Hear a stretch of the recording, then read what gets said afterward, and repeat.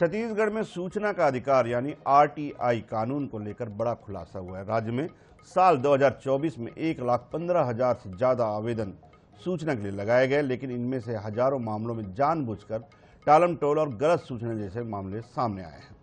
नतीजतन 639 अफसरों पर कार्रवाई और 1.5 करोड़ से ज्यादा का जुर्माना भी ठोका गया है। आरटीआई एक्ट का यह दुरुपयोग अब खुद सूचना आयोग के निशाने पर है।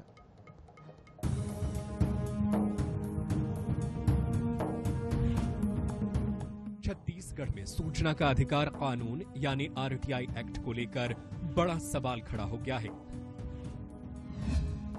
साल 2024 में 1,15,000 से अधिक लोगों ने सूचना के लिए आवेदन लगाए, जिनमें पत्रकार, सरकारी सेवक, सामाजिक कार्यकर्ता, महिलाएं और आम नागरिक शामिल थे।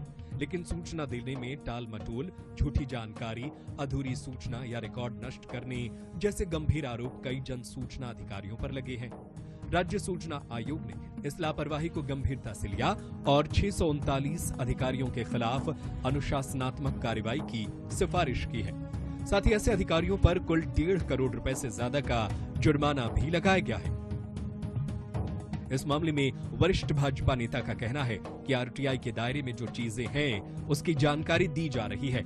कुछ समस्या है तो सरकार संज्ञान लेगी। उन्होंने भी माना कि रिक्त पद जल्द भरे जाने चाहिए।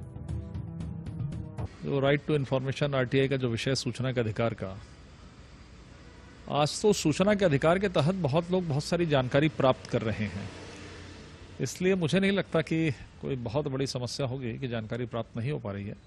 कुछ हो सकता है, कुछ मात्रा में ये सब चीजें हों, लेकिन हर एक जो आवश्यक जो चीजें हैं जो आरटीआई के दायरे में जवाब दिया जा सकता है, उसका जवाब दिया जा रहा है। और यदि कुछ जगह पर इस तरह की चीजें आ रही हैं तो निश्चित तौर पर सरकार उसको संज्ञान में लेगी और तत्काल उसको जवाब देगी। सूचना आयोग ने माना कि कुछ अधिकारी आरटीआई कानून के प्रावधानों को कमजोर करने की कोशिश कर रहे हैं, जिससे पारदर्शिता और जवाबदेही की मूल भावना को ठेस पहुंच रही है।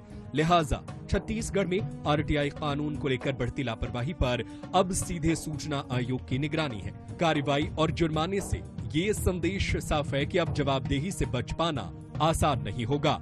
स्वप्निल गौरखेड़े, INS 24/7 रायपुर।